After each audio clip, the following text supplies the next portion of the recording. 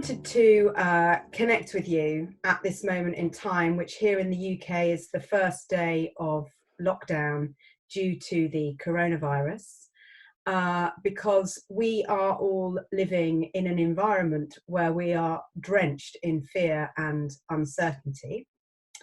Our audience, our community are psychotherapists. Psychotherapists are having to adapt very quickly to seeing their clients online. And I am thinking about how they can manage their own states and the states of their clients through the medium of online therapy. So my question for you would be, how can we best bring our social engagement systems to the fore in these difficult times? Well, first of all, these are difficult times. We have to make that acknowledgement. Second, we have to really acknowledge our own trauma history. And whenever I talk in London, I'm always reminded that I'm talking to an audience that is transgenerationally traumatized.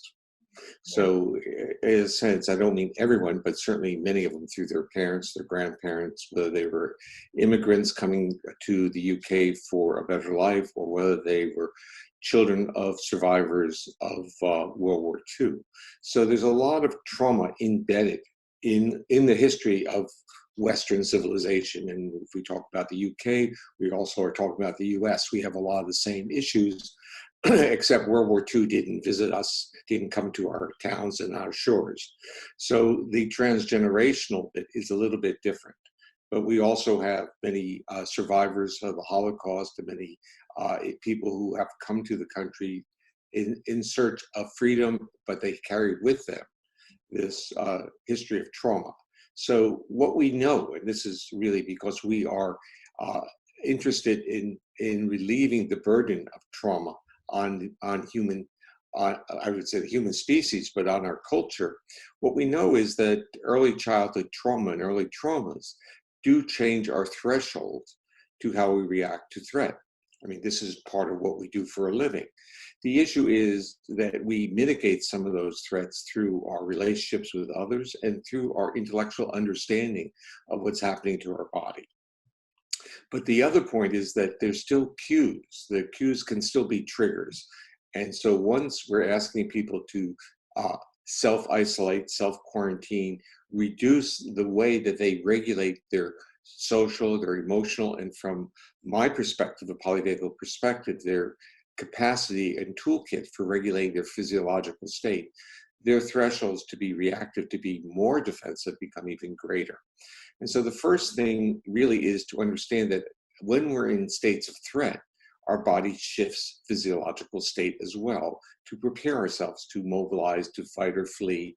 And if we can't escape the situation, like a hopeless or helpless situation, like many people may be feeling as they get more and more isolated, our body will shut down. And clinically, we see things like depression, but we also see dissociative types of features coming out in people because it's the nervous system's last resort to adapt to threat that it cannot manage. And so what we want to be really aware of is that we want to see threat as something that can be managed, something that has a degree of predictability. So the first point, the first take-home thought is really that our nervous system is really very, very talented at dealing with challenges if we have a better understanding of the challenge. So our nervous system carries with it a metaphor of safety, and that metaphor is predictability. So as our nervous system deals with situations, even if they are, in a sense, dismal situations, if there's a degree of predictability or a way of solving the problem, we do very well. So it means that information and knowledge about what's going on is helpful for us in literally sculpting a strategy to make us feel that we can do something. So that's really the first thing, is to understand that our nervous system is going to react to uncertainty with a degree of exacerbating the sense of fear and uncomfortableness. We evolved to be a social species. And as a social species, what that really meant was that we utilized our relationships with others within our species to regulate our physiology, to make our bodies feel safe, to support our health, growth, and restoration. Now, we've become a little bit more flexible with that because some people have pets and they have mammalian pets like dogs and cats, which they trust, and those animals are able to co-regulate the physiology of many people. So the dependence on pets may be really greater during this period of time of stress.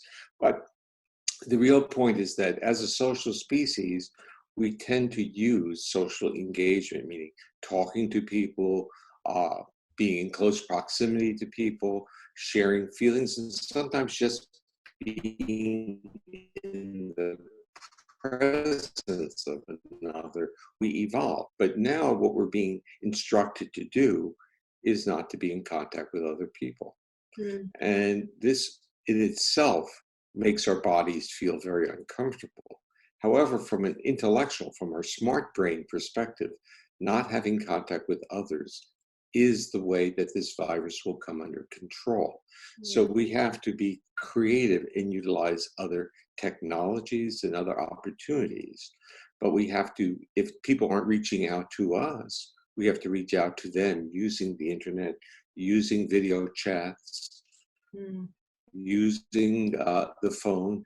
Texting and email may not be as effective because it doesn't carry with it the complex cues their bodies look for.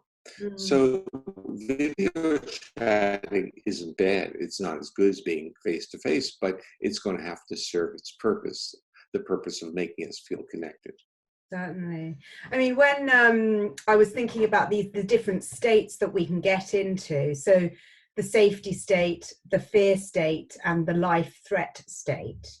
So if we are in the safety state, we feel good, our heart rate slows down, saliva and digestion is stimulated, the facial muscles are activated, vocal prosody and eye contact is good, and the inner ear muscles are working well, so we can hear voices, not just threat signals. So if that's what we're aiming for in ourselves and in our clients, and we're working online, what can we do when we are sat facing a client, as you and I are now, with our voice, with our face? Well, we have to be careful because with some clients, their threshold and their sensitivity is going to be really great. And the face-to-face may be a trigger to them. So in a clinical setting, therapists often set their chairs at an angle. So it gives the client the option of engaging face-to-face or not. But in a video chat, you're now basically saying, look at me, and that may be overwhelming. So maybe the therapist needs to say, if you need to turn your video off for a while, or if you'd like me to turn my video off. But if you turn your video off, understand that you're now going to have to use intonation even more because there's not going to be any gesture to bring you closer. So you have to use the range of intonation of your voice. So if my voice, which I'm now using a broad range, if it went into more of a monotone like this, people are going to start feeling very uncomfortable with me. But if my voice starts having more melodic features, people will start, in a sense, feeling better. So the other part is as people talk, they are functionally exhaling slowly. So if they increase the duration of their phrases, and a therapist can do this as well, expand the duration of a phrase, and what that really means is that you're speaking more with slower breaths, longer exhalations, because that's how you're phrasing. And as we extend the phrasing, extend the duration of our phrases, we're conveying to the other a relaxation as well. So we have to understand that there are cues that are emanating from the way we engage, even through the video chat mode. So slower exhalations enable greater vagal regulation of the heart and the down regulation of the sympathetics. Basically, it's like pranayama yoga. Ancient wisdom said, exhale slowly and you will calm. Well, exhale slowly in the vagal efferents start to work more on your on the pacemaker of the heart and downregulate the sympathetics. So the wisdom has been around. So this is something that can be shared, and maybe in the dyadic relationship on a video chat, maybe some joint breathing with the client of slow exhalations, which will shift the state of both the therapist and the client. Now, remember, therapists are humans as well, and they're being affected by all these cues. And often trauma therapists carry with them even a stronger trauma history, and that's why they move into the trauma therapy world, because they have an insight and they have a compassion and a passion to be helpful. But it also means that under chronic threat, which is really where we are, chronic threat without the leadership in the world to say, don't worry, everything will be fine. We have it all controlled. We know that being locked in our rooms or our apartment for an extended period of time, the world has to move on. We are a consuming world. Where's the product coming from? Where's the delivery of services coming from? And so if that were all taken care of and we just had to lock ourselves in a room, I think everything would be more manageable. But the issue is there's a lot of uncertainty, and the job is really for our nervous systems not to see the uncertainty, but to see the pragmatic outcome of where this will lead us. Yeah. So I was also thinking of those working in healthcare and those that are working in the really challenging, in the hospitals and the ICU departments, and how they can manage to co-regulate each other. Yeah, I think we have to, in a sense, reach out.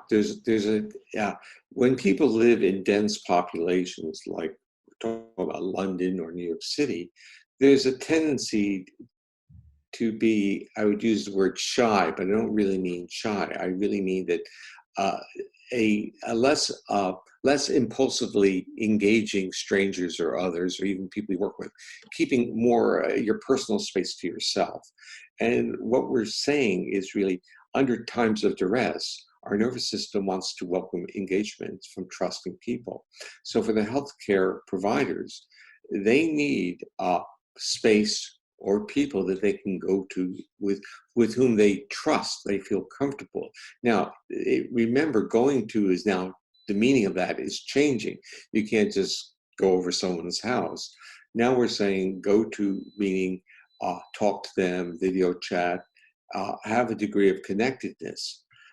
I'm seeing some remarkable things occurring in what I would call my cohort, my friends who are around the world, really wanting to have video chats, wanting to talk, wanting to just socialize on the internet, which is nothing like we have ever interacted like before, because we would be basically we'd meet at meetings and we'd have a good time. But now the meeting venues are all canceled. And so they're reaching out and saying, let's do a Skype or a Zoom. And in fact, I had a virtual cocktail party the other night with a couple of friends. So it was kind of a way of engaging and getting into a discussion that was not just two of us. We both had our spouses with us. And so we had a much more diverse group conversation. And it was really quite remarkable. And we're doing it again in a couple of days. So there are ways around it. I mean, do you think that, because I suppose we're talking about co-regulation, aren't we? And when under duress, we as humans look for others to co-regulate us, to co-regulate with. So if we're doing this via Zoom and our bodies aren't in the same room, can we still do it? I mean, I don't know what my face is saying to you, or, the ocular... Orbicularis oculi.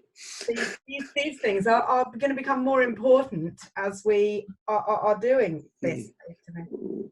Right, and the fidelity, the acuity of the visual stimulation is not the same as in the real bit. The acoustic part is easy. Our nervous system does fine with the intonation. But now we want to supplement it with gesture and facial engagement.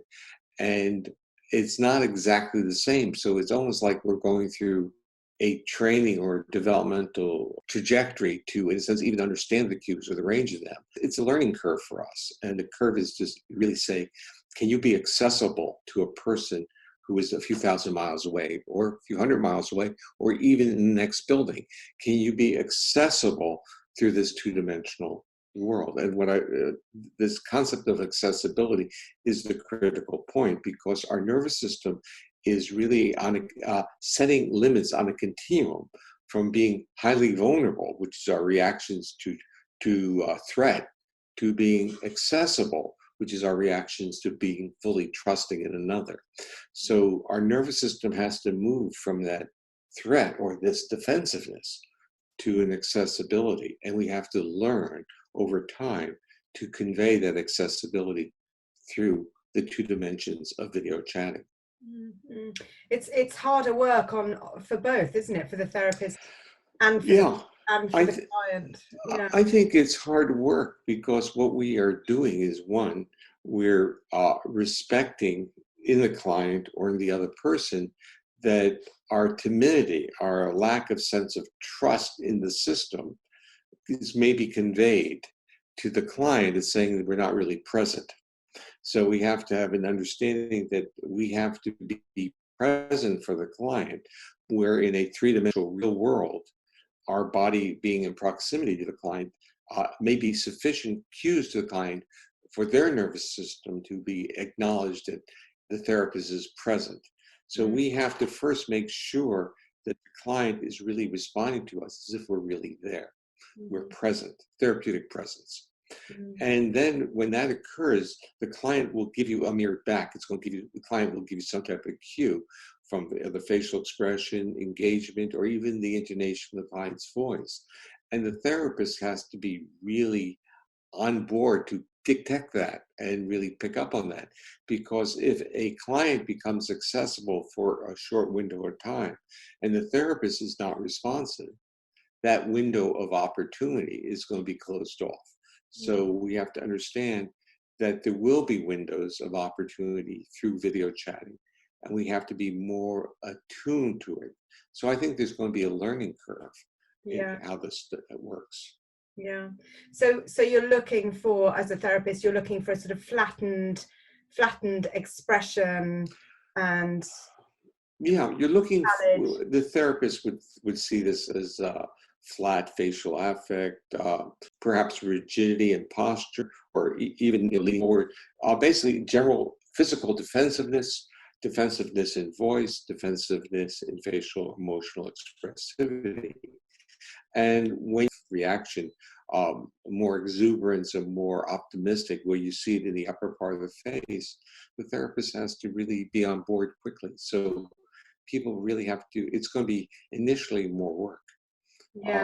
And I guess I would carry with it the metaphor that for the client, the therapist has to be present, and that's what their bodies are reacting to.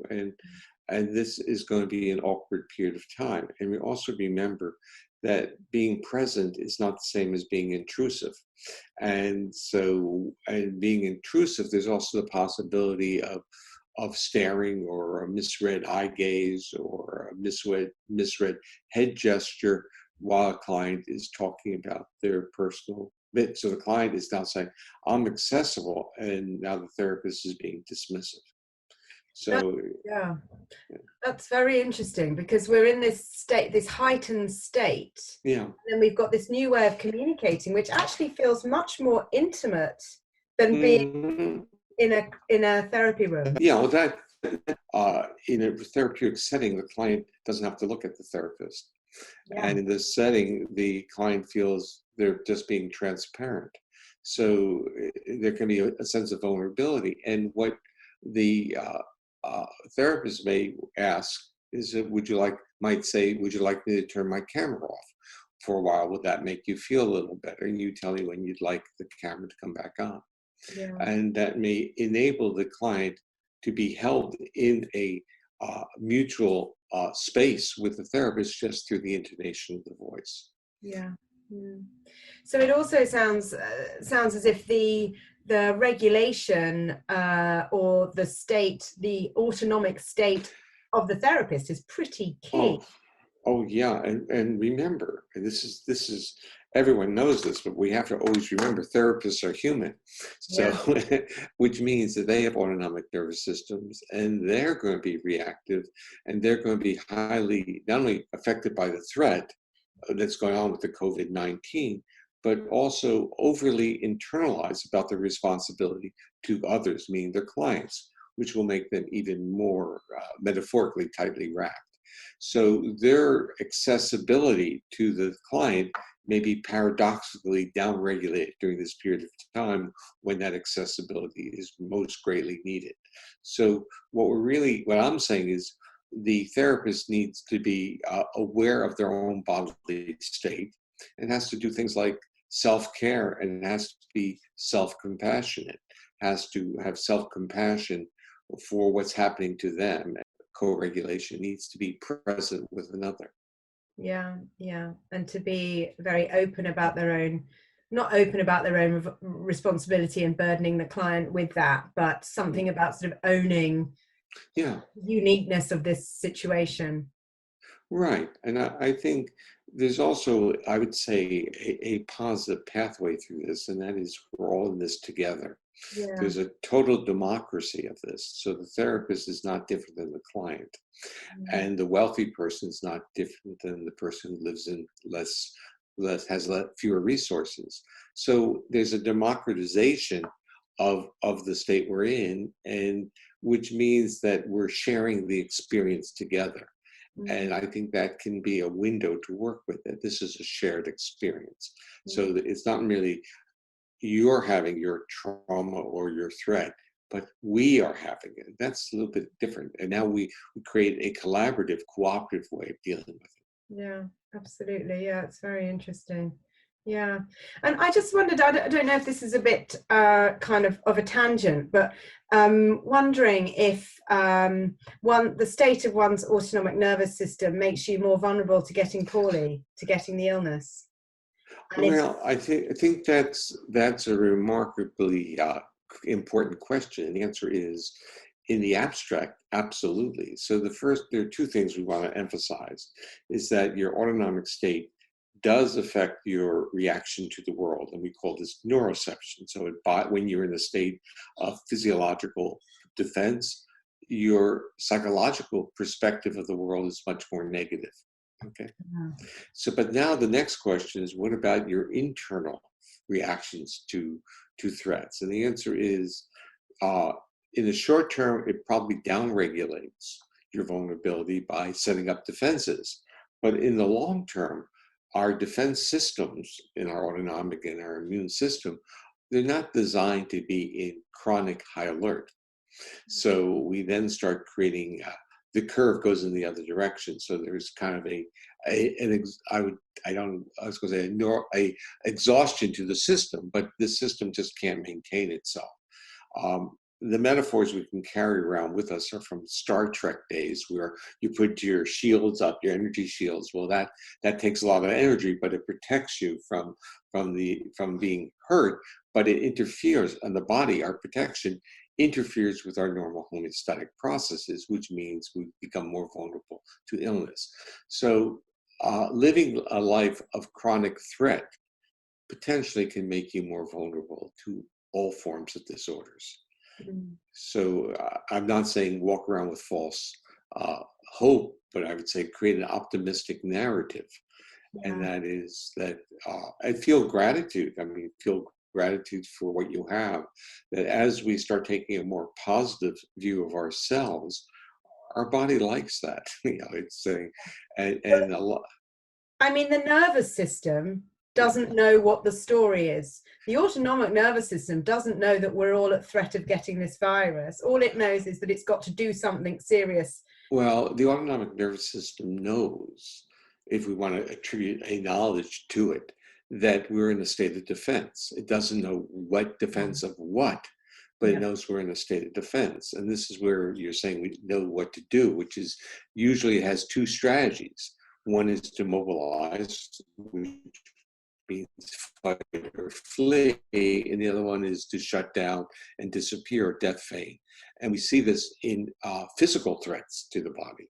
But now we're potentially going to see this in terms of a mentalized state of threat to the body. So we have to say that we have to build positive narratives, because the nervous system really wants a narrative, wants to say, you're okay, everything will be fine. And so we need to develop these stories, not unbounded despair. We have to say that, you know, we'll stay hunkered down for whatever it takes, 6 weeks or so, that levels the curve of the disease, and then the medical environment can handle it. And what we'll be able to do, hopefully, is track hotspots and reduce the vulnerability. And you certainly want to have close proximity. You want to be physically in contact. Your bodies may need to be hugged and cuddled. It's good. If you have a dog, it's going to be the same thing. Physical contact is something, physical contact with a trusted individual is something that our bodies need, and we need to, in a sense, respect that and make time. From my perspective, the vulnerable group is the group of elderly or senior citizens who are living alone and who are self-quarantined in isolation. Because for a mammal, and this is virtually all mammals, isolation is the worst thing for them. Yeah. So, you know, in a sense, in our penal system, solitary confinement becomes the most aversive punishment. And that's because our nervous system really wants to connect with others. I don't know if there's anything else that you feel is really important to share with the psychotherapist community. I think the most important thing is that people have an understanding of the two demands being placed on them simultaneously. One is to stay alive by social distancing, and the other one is their bodies saying, I need to connect, I need to engage socially. That both of these are real, and that there's a priority here, and that is, if we allow our bodily needs to co-regulate, to socially engage to be the primary one, we'll get infected, we'll increase risk. So knowing that there's a hierarchical system here, and that is social separation is critical to our survival, to our health, then we have to be very smart and say, how can we then supplement this separation with portals of social engagement through the tools that we have? Mm-hmm. And then we start saying, well, we have this wonderful opportunity. We have video chatting, we have phones, we can maintain social connection in a way that generations before us couldn't do. Thank you so much. And it's been a real pleasure to speak with you this afternoon. And your work is so enormously helpful at these really challenging times.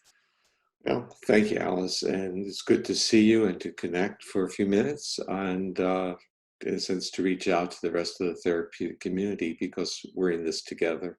And we're going to learn a lot from it. And part of what we're learning is we're learning what it is to be a human, and what we need to be successful humans. So thank you for the opportunity to share this.